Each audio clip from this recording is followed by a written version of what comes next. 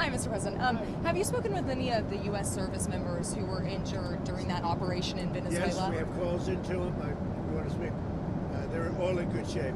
Can you detail what watching that was like when all this played out in Venezuela and what Maduro was doing that moment when U.S. possible forces... danger. I mean, it was a very dangerous operation. It was amazing that we had a few injured, but all are in good shape right now. But I knew there was great danger. You got off a helicopter. The helicopters were being shot at. They got on the ground. They were amazing talent and tremendous patriotism, bravery. The bravery was incredible. Lindsay, they got off the helicopter and the bullets were flying all over the place. As you know, one of the helicopters got hit pretty badly, but we got everything back. And nobody killed. The next question is who's in charge of Venezuela right now? Have you spoken to the newly sworn-in president there, Rodriguez? And what are your thoughts on the entire situation when you said the U.S. would run Venezuela? We're dealing with the people. We're dealing with the people that just got sworn in. And don't ask me who's in charge because I'll give you an answer and it'll be very controversial. What does that mean? It means we're in charge. Have you spoken with her? We're in charge. Have you spoken with her? No, I haven't, but other people Do you want have. to? Yeah, at the right time I will. Did the U.S. give Delcy Rodriguez any guarantees in exchange for cooperating with your administration? No, but she's cooperating.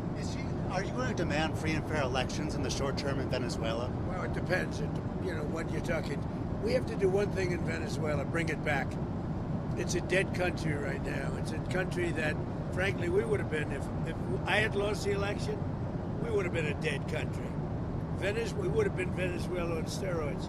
Venezuela right now is a dead country. We have to bring it back, and we're going to have big investments by the oil companies to bring back the infrastructure. And the oil companies are ready to go.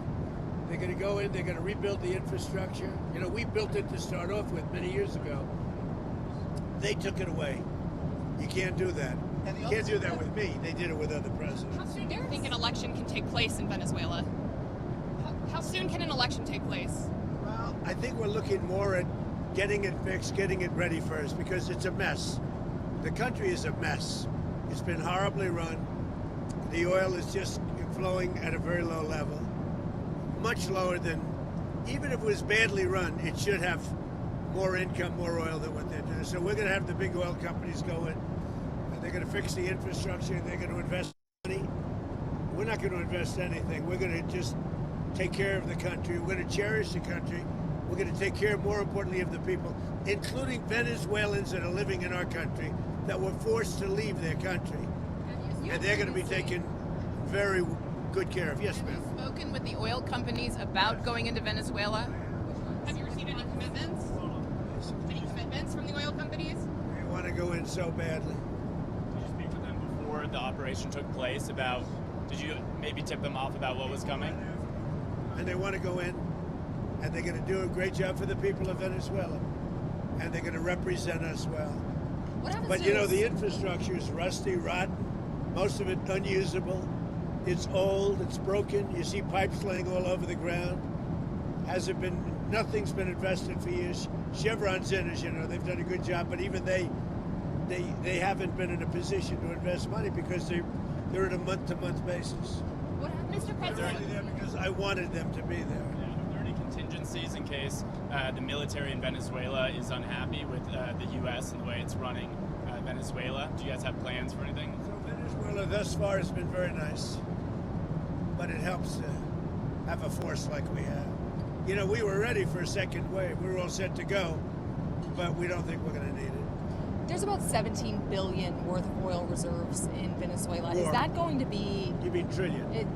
And is that going to be Did you something... say billion or trillion? I said billion.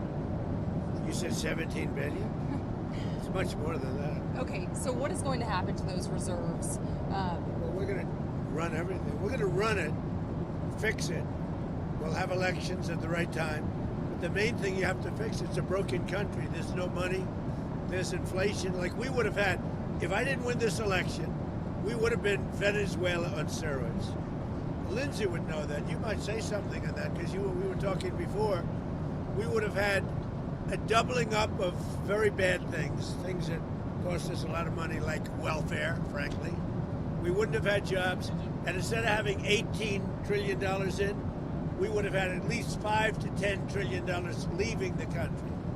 So our costs would have gone up, and all of the money that's, we're setting a record. It's long broken. And that's after 10 months. We haven't included the 11th month yet. So we think we're going to hit over $20 trillion. The all-time record is 3 by another country known as China. About 10 years ago, they did 3. We're going to do close to 20 trillion. By the way, there has never been anything like this ever before. And it's all because of tariffs and the election, but it's because of tariffs. There was a time. Without tariffs, we wouldn't have 10 cents being invested. There was a time back in 2016, I remember your RNC speech, and you were saying that regime change and nation building. Where? When you were speaking at the RNC back in 2016, you were criticizing regime change and nation building, the U.S. being involved in that. It seems obviously that your stance has changed on that. What led to that? And is the U.S. nation building now? Is that This isn't a country that's on the other side of the world. This isn't a country like where you have to travel 24 hours in an airplane. This is Venezuela. It's in our area. The Don Road Doctrine. So is that what you would say, that we're in the business of nation building now? We're in the business of having countries around us that are viable and successful, and where the oil is allowed to freely come out because that's good. It gets the prices down. That's good for our country. Now, we have a very sick neighbor. It's not a neighbor, but it's close to a neighbor, and that's Venezuela. It's very sick. Colombia is very sick too, run by a sick man who likes making cocaine and selling it to the United States, and he's not going to be doing it very long, let me tell you. What does that mean? He's not going to be doing it very long. He's not doing it very long. He has cocaine mills and cocaine factories. He's not going to be doing it very long. So there will be an operation by the U.S. and It sounds Colombia? good to me. Secretary Rubio mentioned Cuba yesterday. They kill a lot of people, yeah. Secretary Rubio mentioned Cuba yesterday in his remarks. Does the U.S. have a plan to do similar action in Cuba? They survived because of Venezuela. Now they won't have that money coming in. They won't have the income coming in. A lot of Cubans were killed yesterday. You know that. A lot of Cubans were killed. Do you know how many? Does the administration know? But there was a lot of death on the other side. No death on our side. But there was a lot of death on the other side, unfortunately. But a lot of Cubans were killed yesterday, trying to protect him. There's been protesters killed in Iran. You said we were locked and loaded, ready to go. What is the line there for when the U.S. is going to get involved in those protests? We'll take a look. We're watching it very closely. If they start killing people like they have in the past, I think they're going to get hit very hard by the United States. Is that Add something? So when he first got elected in January, we met, biggest comeback ever. We talked about You think so, really? I didn't feel it was a comeback, actually. So Because the first one the, was the bottom line is rigged. we talked about a drug caliphate in our backyard. We had Venezuela, we have Cuba, we have Colombia in our backyard. And these 3 countries have been condemned ever since I've been in politics. Joe Biden put a $25 million bounty on Maduro's head. Chris Smith, the day he got inaugurated, said, I hope Trump will hold Maduro's feet to the fire. You did. So what has he done? He's going to clear our backyard of a drug caliphate, countries run by narco-terrorist dictators who murder, rape, send drugs into our country to kill thousands of our citizens. To my Democratic friends, you should be celebrating this. When bin Laden went down, I was the first to applaud President Obama. This was one of the most sophisticated military operations in the history of the country. What they were able to do was amazing. They knew we were coming. We had a good part of the Navy, and they were able to capture this man alive. No military in the world could have done it. And as to this commander-in-chief, he did something people talked about doing. You just wait for Cuba. Cuba is a communist dictatorship that's killed priests and nuns. They've preyed on their own people. Their days are numbered. We're going to wake up one day, I hope in 26, in our backyard, we're going to have allies in these countries doing business with America, not narco-terrorist dictators killing Americans. This is a big frigging day. And everybody in the world is thinking differently than they were just a few days ago because of what you did. Do you think you're By going the way, you know, you mentioned something that's interesting. Lindsay mentioned bin Laden. You know, I wrote about bin Laden 1 year before the attack on the World Trade Center. And I said, you got to go after bin Laden. It was in my book. And very few people want to say that, but it was in my book. You know that, I think. You've actually talked about it. But if they would have listened to me, they would have taken out bin Laden, then you wouldn't have had the World Trade Center tragedy. Yeah, this is certainly going. Did you know that? I predicted bin Laden. I learn something every day. No, but did you hear that? Well, I didn't now. I just heard it right no, now. I wrote a book. It was 1 year before the attack that the book came out, and it talked about, there's a whole page, a whole section dedicated to a guy named bin Laden who's a bad guy who you have to take out. So, I'll get the book. But right after the election, he told me, I'm going to clean up our backyard. Now, this was before he took office. This is one of the president's priorities, is to make sure that people in our backyard, narco-terrorist states, will not continue to kill Americans without the number of people that will be alive today because Venezuela will be in different hands is going to be tens of thousands. This is something to be celebrated, whether you like him or not. Not just Venezuela. It's what's coming out of Venezuela Yes. in the form of ocean-going and Gulf-going and sea-going boats. Every time we knock out a boat, and we've done a lot of them, we did 3 over the last few days. They're very rare now. You don't see too many of them. Hard to recruit. But drugs by sea are down 97%. Think of that. And now we're going to stop them by land, too. The land is easy. We had to do the sea before we did the land because it just works out. Yeah, you were just talking about the land, but it sounded like you And weighed by out. the way, you have to do something with Mexico. Mexico has to get their act together because they're pouring through Mexico, and we're going to have to do something. We'd love Mexico to do it. They're capable of doing it, but unfortunately, the cartels are very strong in Mexico. I remember one time you actually, speaking of Mexico, I asked you about Claudia Sheinbaum, and you told me at one point you had offered to send U.S. troops into Sure, I did. Mexico to combat drug trafficking there. Is that something you have Well, I spoken like to her Claudia. about? I think she's a terrific person. I would say every single time I talk to her, I offered to send troops. And she's just not willing? She's concerned. She's a little afraid. The cartels are running Mexico. Whether you like it or not, it's Like not it or nice to not. say, but It's the a fact. cartels are running Mexico. Yes, speaking of those U.S. troops, I mean, one thing that Americans and a lot of people are wondering, you just sounded like you weighed out another strike, another land strike at least in Venezuela. You sound like you weighed that out. But Well, we didn't need it. But- We were prepared to do a second strike if we needed. We're totally prepared. But that's off We're the still table. prepared. That's off the table now. No, it's not. If they don't behave, we will do a second strike. Will you demand The that the question is Venezuelans that the American troops, are they going to be on the ground? They're doing any kind of peacekeeping? I think Americans are very... It depends on what happens. It depends a little bit on the new administration, if you want to call it. So if you see that pushback from Rodriguez and ultimately... Well, I don't think there was pushback. I think that She called it... She well, you hear a different person than I hear. Really? So you have spoken with her? We talked to them, yeah. Oh, you did speak with her? They've been very good. Because she called it kidnapping of Maduro. It's all right. It's not a bad term. Go ahead. Now, are you going to demand that Delcy Rodriguez let opposition figures return or free any political prisoners? We haven't gotten to that yet. Right now, what we want to do is fix up the oil, fix up the country, bring the country back, and then have elections. Now, is it fair? We better bring the country back. Otherwise, you're gonna have a mess that's so bad. It was really bad. It's going to get a lot worse unless we go in and fix it. Is the U.S. going to reopen its embassy in Caracas or get the DEA? We're thinking about it. We've been asked to do it. You We've actually been asked to do it. Do you think the You had Putin and on the phone, of course, and then Zelensky at Mar-a-Lago. Yeah. You told me that Numerous times. You told me that your New Year's resolution was peace on earth. Do you think that 2026, if you could set a deadline of when the Russia-Ukraine I don't war... do deadlines, but I would say that, like as an example, Thailand and Cambodia.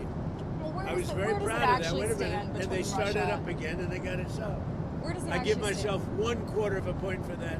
So now I'm 8 1/4 points because they started up Thailand and Cambodia, and now it's okay. So where does it actually stand between Russia I think and we'll have a Ukraine deal right now? at some point, hopefully in the not too distant. So I don't know if you saw the numbers just came out. 30,000 soldiers were killed this current month. And there was that intelligence. 30,000. 27,000 the month before. You and Senator Graham discussed additional Russia sanctions. We discuss it all the time. There's nothing else I talk to him. I don't consider him very exciting to talk to, except when we're talking about legislation. And we talk about legislation all the time. You think that's an exciting relationship? It's not.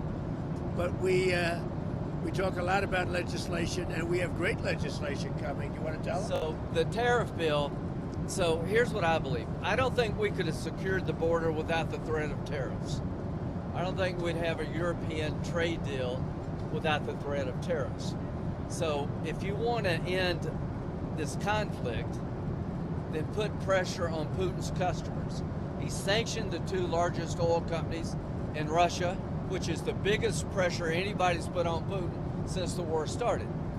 But we have 85 co-sponsors to give this president. It's hurting Russia very bad, the sanctions. Oh, yeah. So this bill would allow. And India also is bullish. Yes, sir. So he put a 25% tariff on India for buying Russian oil. I was at the Indian ambassador's house about a month ago, and all he wanted to talk about is how they're buying less Russian oil. Would you tell the president to relieve the tariff? This stuff works. So I'm hoping we'll bring the bill up, and it's from 0 to 500. He picks the number. Nobody else does. But if you're buying cheap Russian oil, keeping Putin's war machine going, we're trying to give the president the ability to make that a hard choice by tariffs. I really do believe that what he did with India is the chief reason India is now buying substantially less Russian oil. So I hope we pass this bill soon. And after this... They wanted to make me happy, basically. He wanted to... Modi's a very good man. Yes. He's a good guy. He knew I was not happy, and it was important to make me happy. They do trade. Yeah. And we can raise tariffs on them very quickly, and it would be People are very afraid bad of that. for them. All of that to say, you told me you weren't very thrilled. And I'll tell you something, the Russian economy is lousy, but what's really lousy is the Venezuelan economy. The Venezuelan economy is, I think, the worst economy I've ever seen. If you look at inflation, things are doubling every day. Stolen blind. It's a disaster. We got to fix the country fast. President Trump, are there going to be any more? You said the oil companies are going to go in there. Are there any other companies that you've talked to about dealing with Venezuela? Maybe Mr. Lutnick could talk about that. Are there any other corporations, entities outside of oil? Outside of the oil business. Well, the oil business, yes, but outside, yes. Howard, you want So to... you have steel, you have minerals, right? All the critical minerals. They have a great mining history that's gone rusty. So steel, aluminum, minerals, I mean, this is all, it's a rich, it was once upon a time one of the great economies and cultures of the world, and it was destroyed, and now President Trump is going to fix it and bring it back for the Venezuela. But it's not easy. Oh, It's no. really gone bad. Any rare earth? But it's got potential.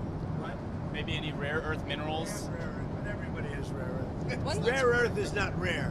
What's rare is the processing. We got We're almost doing all processing plants all over. There's no such thing as rare earth. The rare earth is everywhere. What isn't everywhere is the processing of rare earth, and we have a lot of places going up right now. One thing we haven't heard you specifically react to is the Minnesota fraud that we've seen play out. Well, it just doesn't get worse. I've reacted. It's almost not even believable.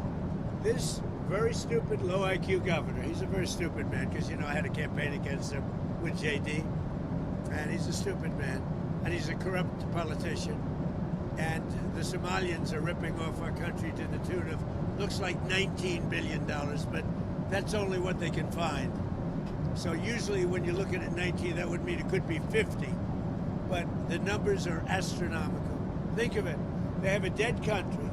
They don't have government. They don't have anything. They don't have a military. All they do is run around shooting people and trying to capture ships. You know, we don't let them take ships anymore. You know why? We use the same exact missile on them that we use on the drug carriers.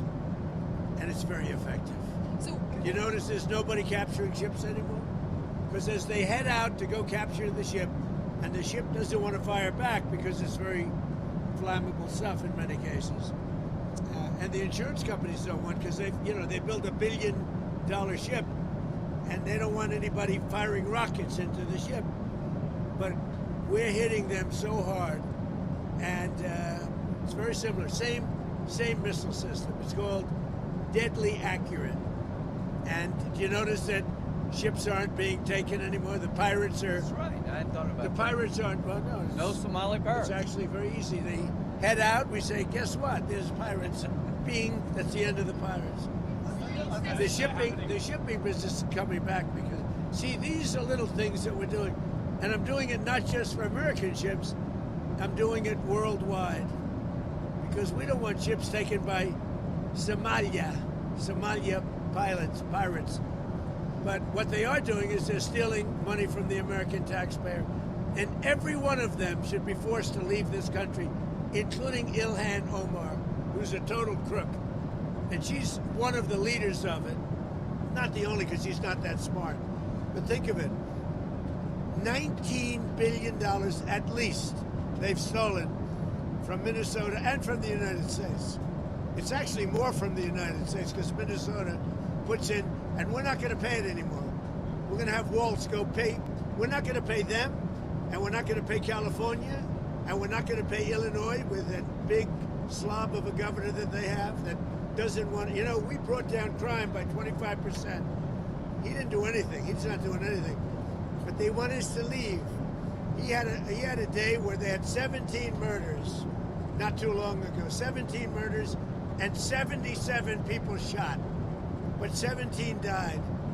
And then he talks about, we can handle it. He can't handle it. But we pull back and we'll go in at the appropriate time. But we're the ones that brought the crime down. We brought it down 20%. They didn't bring it down. Pritzker didn't bring it down. Same thing with Gavin Newsom. If we didn't go in to Los Angeles 7 months ago when they had the riots, even the police commissioner, the head of police, said if we didn't have the federal government go in, we would have lost total control of the city of Los Angeles, and they would have had to cancel the Olympics. Sir, you said this. The National Guard, you pulled out the National Guard out of Portland. We did. In Los Angeles. And you know what? You know that Portland, we got it down to almost no crime. Do you know that? But we pulled it out. We had a Supreme Court decision. We can go back. We're allowed to go back in. But we'll go back in when the crime starts. Look, the crime will soon start because they now know that we're out. And at the appropriate time, we'll go back in. And we may, if we're allowed to. The most powerful thing we haven't used, the Insurrection Act. You're considering using the Insurrection Act? I've always Where? considered it, but we haven't needed it anywhere. 48% of the presidents of this country have used it. Bush used it, I think, 22 times or something. You know that, right? I mean, Bush the elder. What are your short-term next 2 weeks? What do you need from Delcy Rodriguez? You've threatened total access. We need total access. We need access to the oil and to other things in their country that allow us to rebuild their country. What other things? A lot of things. Roads that aren't built, bridges that are falling down. Yeah, bridges that are falling down, nobody can go anywhere. And on Greenland, What, Greenland now? Yeah, on Greenland. How did we come up to Greenland? So, do you expect to take an action against Greenland? Well, I don't want to talk about Greenland. Talk about Venezuela, Russia, Ukraine, and we'll worry about Greenland in about 2 months. Let's talk about Greenland in 20 days. On Venezuela, we talked so much about energy. By the way, I will say this about Greenland. We need Greenland from a national security situation. It's so strategic. Right now, Greenland is covered with Russian and Chinese ships all over the place. We need Greenland from the standpoint of national security. And Denmark is not going to be able to do it, I can tell you. Sir, what would the justification be? You know Sir, Denmark what would the did justification recently to boost up security in Greenland? They added one more dog sled. It's true. Sir, They thought that was a great move. what would the justification be for a claim to Greenland? What would the I don't justification want to be? talk about Greenland now. What do you mean I just say this. We need Greenland from the standpoint of national security. And The European Union needs us to have it, and they know that. I think Are you there's some hopeful that confusion that the about- operation in Venezuela will affect your relationship with Xi Jinping in China? No, I don't think so. I have a very good relationship. We have the power of tariffs, and he has other powers on us. You know? Are you still planning to travel to see him in April? Yeah, I'll be going in April. I think there's some confusion from Americans and maybe the community in the world when it comes to what you said about Rodriguez earlier today in a phone Why? interview. You said that she would face the same fate, if not worse, than Worse. Maduro. But Much it sounds worse. like you're talking to her on the phone I am. and wanting to work Not with me, her. my people. It's and the you same thing. are considering her in power. Can you just clarify where you stand on Delcy Rodriguez right now being in I don't power? have to tell you. I just say that she will face a situation probably worse than Maduro, because Maduro gave up immediately. So she could also he be raised his captured. hand, he gave up, and he did the right thing, but he gave up. So we were so effective, and it was so fast and violent. It was very violent, but we were so effective. He raised his hands, he gave up. What was the most violent moment I during don't the want raid? to tell you. Did you get a briefing? Bad moments, but there was some very violent. Did you get a briefing at all on Maduro's first night in U.S. custody, and what can you tell us about that? On every aspect of it, but I don't think it's appropriate to talk to the press about it. You'll find out. When it comes to him in court tomorrow, I mean, what's the end game here with Maduro? Does There he is just no rot idea. in a We're just U.S. going to go prison? through a slog of a trial. The judge is very respected, Judge Hellerstein. He's a highly respected judge. We'll see how we do. The case it's infallible. People are so happy with what we've done. You go down to Miami, you go down to a lot of places, and they're all dancing in the streets of this country. Now he was a rough man. Killed millions of people. He killed millions and millions of people. After he stands Can trial, I just say something? We got that. This is a good thing, not a bad thing. President Biden put a $25 billion bounty on the guy's head. Why? Because he was a horrible criminal, murderer, poisoning our people. Every administration has been saying he's a threat to our country. He's a bad guy. This is the first guy that's actually done something about it. Here's the story for me. He could be in Turkey today, but he's in New York. So if you tell people in Cuba, you need to stop being a communist dictatorship threatening America, you should go somewhere else. You better take the offer. Maduro has nobody to blame but himself. He gave him a way out. He chose to defy Trump and the U.S. military, and his ass is in jail where he deserves to be, and every president has said the same thing, but he did it. One of the things that is happening, and I think you see it all the time, Howard, you've seen it, that Cuba is ready to fall. Yes. Cuba looks like it's ready to fall. I don't know if they're going to hold out. But Cuba now has no income. They got all of their income from Venezuela, from the Venezuelan oil. They're not getting any of it. And Cuba literally is ready to fall. And you have a lot of great Cuban Americans that are going to be very happy about this. Marco Rubio has really had your ear, it seems, throughout this entire process. I know that Vice President Vance was just down the street when this whole operation was playing out, but would you say that Marco Rubio has your ear more than the Vice President right now? No, they both do. No. JD's very smart, doing a great job, and so is Mark. No, both. It sounds like I he's would say been equal. the go-to, and you were just talking about Cuba and what could come next there. Are you considering U.S. action in Cuba? We're not. I think it's just going to fall. I don't think we need any action. It looks like it's going down. It's going down for the count. You ever watch a fight?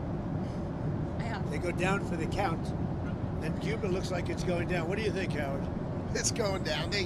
They've lived off of Venezuela, right? The economics were all Venezuelan, right? That's why you said the protective force of Maduro was Cuban, right? They were Cuban guards, so they were just paying Cuba when that money stops. Don't hire him in the future.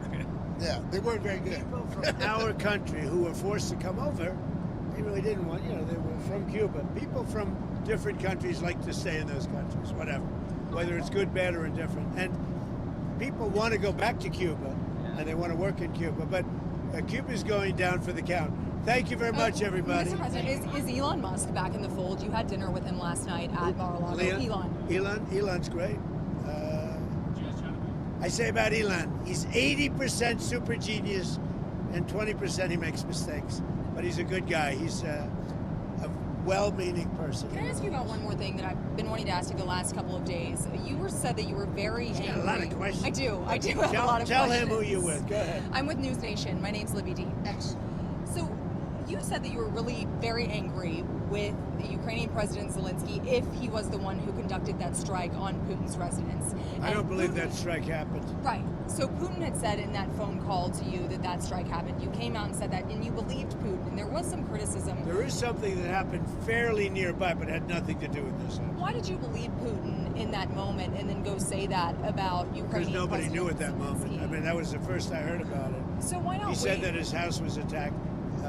We don't believe that happened, as it, now that we've been able to check. Yeah. But that was the first we ever heard about it. We just hope that Russia and Ukraine get it settled. Amen. It's costing us nothing. In fact, we make money because unlike Biden gave $350 billion, gave it away. Now, I got a lot of it back because we did a rare earth deal going into rare earth. And we're going to get a lot of that money back, maybe all of the money, maybe more than all of the money. But we get paid now whenever we send anything, they pay. So this isn't an economic thing for us. This is a soul. This is a situation where on average 25,000 souls, 25,000 soldiers mostly, and some people from Kiev and different cities, but a very small number by comparison. But 25,000 to 30,000 soldiers are being killed every single month. And they're not from America, they're from Russia, and they're from Ukraine. And if I could get it stopped, I'd like to get it stopped. And I think we will. Thank you very much, everybody. You've talked about returning some control to American companies. Did that play at all into your decision to capture Maduro?